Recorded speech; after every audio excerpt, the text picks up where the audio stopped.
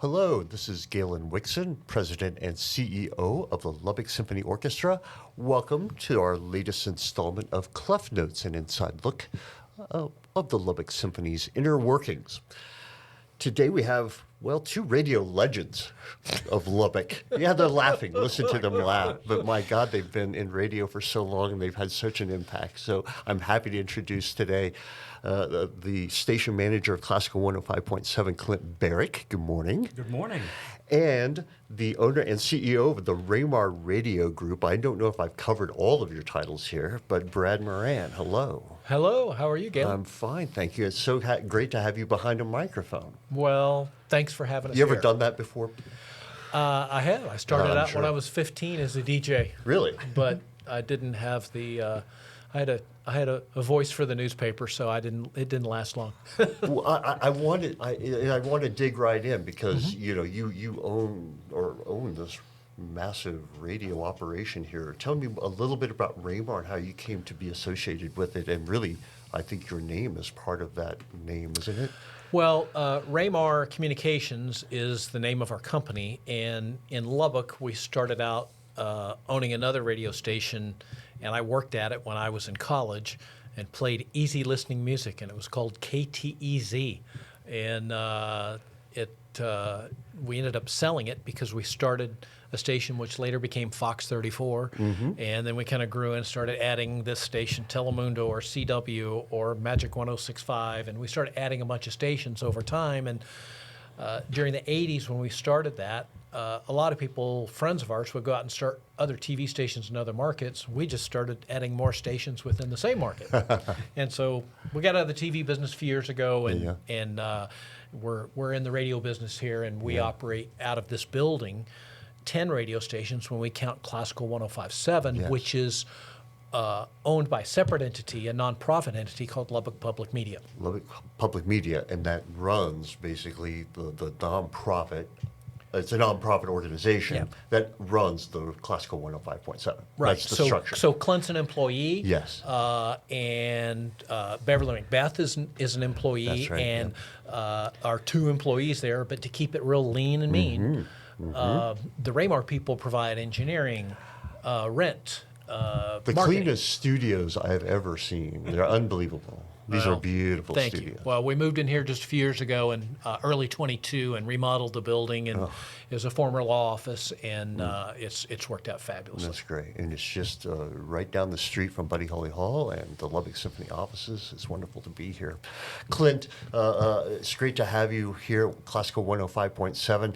Just give us a rundown of how you came to be here today at Classical 105.7. I mean, you obviously have the resume for it, but let's just get a little bit of that background. Well, I came through the music school at Texas Tech, and then I worked for 35 years at Texas Tech Public Radio.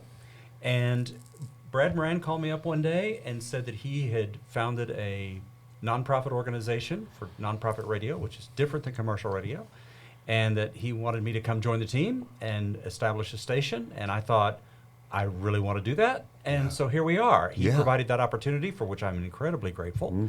And we've been on the air a year. A year. First anniversary. Happy birthday to Classical 105.7. Thank you. It's been a tremendous ride just in this short amount of time. You've accomplished so much. You know, it is exciting to kind of celebrate our first birthday, and I've learned a ton being a commercial broadcaster over the years, and still learning every day about this and trying to figure out how to do this. And the fact that we've made it to our first year is really exciting. And one of the things that we've defined during our first year is our job is to find a way to support and grow and make more successful the Lubbock Symphony Orchestra. Yes. And when you came to us with this idea, of course, we were thrilled. We were a little overwhelmed because we've never had our own kind of public voice to spread the word about the Lubbock Symphony on air before. So it's amazing. We've had such fun doing this program, and then featuring you all at our concerts with some videos that we're doing together. Clint, I'm going to let you describe that a little bit so I can get off the mic and give you some room here, because these have been really fun. Well, one of the things that is ongoing in the classical music scene is to try, of course, to grow audience. And that means, in a lot of ways, demystifying the big thing about what classical music is, what it means, and all kinds of stuff, those indefinable things. And so, how are we going to get more people to come to something they don't know about? Well, that means to make it more accessible, to help people understand what they're going to hear, and make the whole process of going to a concert more fun and more engaging. Right. And the point of this wasn't to patronize. We're not trying to feed information to people in a patronizing kind of way. No. We're trying to close that gap because, like I said in my last show, we have this sort of a culture now with so many options and choices that people don't necessarily have classical music at the top of their list of things that they've learned in their lives. So we're just trying to fill in some space in there so that they can enjoy the music a little more. Right. Yeah. And we had this idea, together with the symphony, that if we could do some short videos about what's going to take place, what to listen for, how to enjoy it, what makes it more accessible, then, and do it in a fun way. That's right. Then maybe that's better for everybody, better for the symphony, better for the radio, better for the audience. And we thought we can accomplish all of those things in one setting. And so we set out to do that, and it's been a learning process. We've developed, and we hope to develop some more. Yes, and thanks to the Hamill brothers, again, who were here at our last show, and the Hamill brothers sort of put in all the equipment, and they record us and videotape us, and we, Clint, your prompts for the interviews that then become the videos that we share during the concerts have met with such positive feedback. Audience members just love them because they feel like, finally, somebody's sharing something with me so I understand it a little more. And it puts people at ease, I think. It gives them a place to sort of relax a little bit, so now I understand. So that's been so much fun. Well, it is, and I love the fact that my boss is enthusiastic about it and said, go for it. Yeah. And that is, you can't imagine how great that is. And so, tell me why. What is your motivation to help with this sort of cultural education, I guess it is? Well, I think we go back to the purpose of Classical 105.7 is to engage the community into classical music. And if we can do that both on our air and through the audiences at Lubbock Symphony Orchestra, and to me, the word you haven't used is, I see it as education, those videos. Yes. They draw people in, and you get the why That's right. of the music and the why of the opera.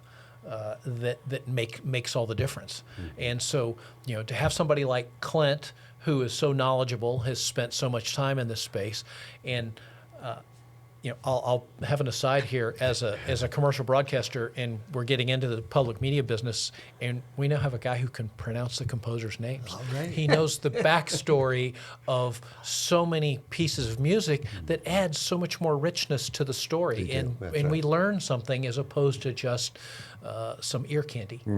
Yeah, Clint, you've probably forgotten more about music than I'll ever know. No. Yeah, Galen, you're a geez. practicing cellist. Don't tell me that. No. But the breadth of the repertoire that you've heard and announced over the years, as he's given you this kind of comfort level in the repertoire, is amazing. So we're so proud to have you with us. So what do we see as the future? Where do you want the radio station to go, Classical 105.7? Well, I think as you'll look towards this next year, our second year of operation, we're going to up our game in terms of marketing the station. We've been working on technical issues to continue to grow the signal and improve it, and we're still working through some of those things. We think we can enhance it and do even more with it in terms of the coverage area, but also in terms of the sound. The quality of the sound is very important to us. And so Clint got here, and one of the first things he did is he picked our sound processing equipment that we purchased for the station, so that we will have the proper equipment so that we can display the works as true as we can possibly get them. So ask the question. So there's a specific unit for classical radio as opposed to something else that you might broadcast? So when you're going to broadcast, the sound that you want for classical music, you want to be as natural and as realistic and as lifelike as possible. That's completely different than heavy metal, completely different than voice processing for talk show. You want the audience to be able to engage in all of those things, and they all take different requirements. So if you're listening to a heavy metal station, Yeah. you want a certain sound. Right. And so you have to accommodate How that. important is dynamic range? Because when we listen to classical music, it's like the bugaboo when you're in a car. Because when you get to that soft point, you're going blah, blah, blah, blah, blah over the Right. pavement. Right. You don't hear the soft parts. So you do have to do a little bit of processing with classical music because it's exactly what you said. You have to bring up the bottom a little bit, and you have to cap the top. Otherwise, people be turning their radios up and down is all that the time. called compression? Yes. Thank that's you. Right. I thought that was what that was And the term was. yeah, otherwise, people would be twisting the knob all the time. That would become Right. very irritating. Yeah. But at the same time, with classical music, you don't want to interfere with the actual sound. So classical processing is very sophisticated, and a couple of vendors have worked very, very hard to come up with a real good solution for that. Oh, And great. So, we were able to do that, and Brad was wonderful because he said, whatever we need, we're going to get. So what we have here in Lubbock is on the cutting edge, really. State of the art. Absolutely cool. I love that.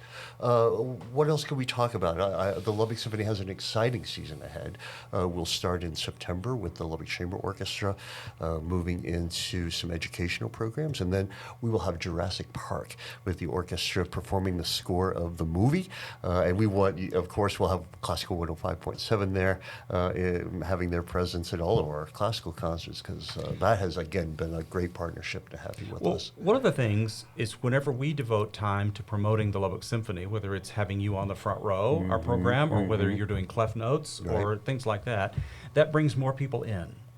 And that brings more people to the symphony because of the publicity. But it brings more people to the radio because they want to hear what's going on. Yes, yes, yes. So this is a situation where all the boats are rising. That's great. And so a partnership like ours works really well. And we have to get David Cho in here often and talk about all the things that he's doing. He's been doing some exciting travel and study this summer, so we'll hear more about that. So yeah, it's been thrilling. And gentlemen, I can't say enough about how thrilled the Lubbock Symphony is to be in partnership with Raymar and Classical 105.7. Brad Moran, thank you for your support.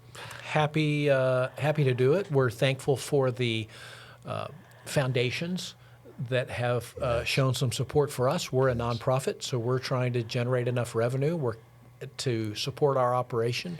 We're close. We're getting there.